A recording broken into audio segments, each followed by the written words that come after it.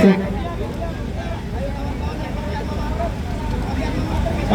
bismillahirrahmanirrahim. Assalamualaikum warahmatullahi wabarakatuh. Waalaikumsalam warahmatullahi wabarakatuh. Hidup mahasiswa. Hidup mahasiswa. Hidup mahasiswa. Hidup. Hidup rakyat Indonesia. Hidup rakyat Indonesia. Sampai dengan hari ini, sore hari ini, kita mahasiswa bergerak bersama dengan masyarakat sipil datang hari ini atas keresahan rakyat, atas penindasan yang kemudian dilakukan oleh pemerintah. Oleh karena itu, kami dari mahasiswa akan melayangkan pernyataan sikap dengan tegas kepada rezim Jokowi hari ini dan juga menjadi penekanan dari anggota parlemen yang ada di dalam sana. Yang pertama, pernyataan sikap kami dari gerakan mahasiswa bersama rakyat dengan tema Presiden Jokowi harus dihentikan. Jakarta. Kami gerakan mahasiswa bersama rakyat atau Gemarak memandang Presiden Jokowi telah membuat demokrasi dan pelaksanaan cita-cita reformasi berbelok arah menuju jurang neo-otoritarianisme dengan pola memanipulasi hukum, menjalankan kekuasaan autokratik legalisme, membangun politik dinasti secara vulgar dan tanpa malu. Suatu praktek kekuasaan yang memalukan Indonesia di mata dunia yang membuat indeks demokrasi kita anjlok demi untuk kepentingan diri dan keluarganya. Konstitusi yang menjadi pegangan hukum tertinggi telah dibengkokkan. Amanat konstitusi dilaksanakan sesuai selera demi kepentingan kekuasaan. Keruntuhan demokrasi telah terjadi melalui penyalahgunaan kekuasaan, melalui rekayasa hukum, politisasi yudisial. Berbagai lini kehidupan masyarakat pun mengalami dampaknya, seperti pelemahan pemberantasan korupsi dan merugikan hak rakyat. Dari bidang kesehatan, ketenaga kerjaan, hingga harga bahan pokok yang naik tidak terkendali. Terang-terangan Presiden melakukan vote barter politik dengan instrumen bantuan sosial.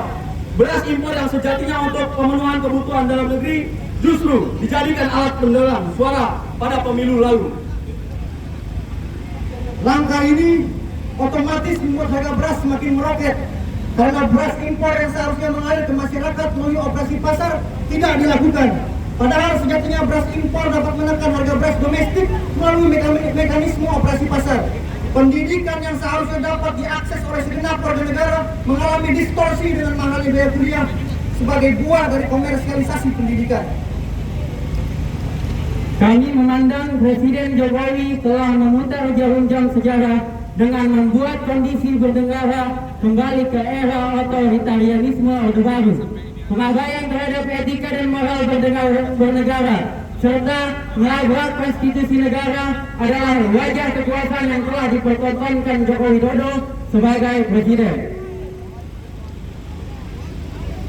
Berdasarkan kajian mendalam tentang berbagai hal terkait rusaknya negara tersebut, kami memutuskan pemerintah Presiden Jokowi saat ini juga tidak dapat dilanjutkan demi kemaslahatan bangsa. Untuk itu kami secara sadar dengan berbasis data dan kajian tentang pelanggaran dan kebijakan yang merugikan rakyat banyak yang dilakukan Joko Widodo. Oleh karena itu kami menuntut: 1. Turunkan harga kebutuhan pokok rakyat. Yang kedua, turunkan biaya pendidikan dan kesehatan.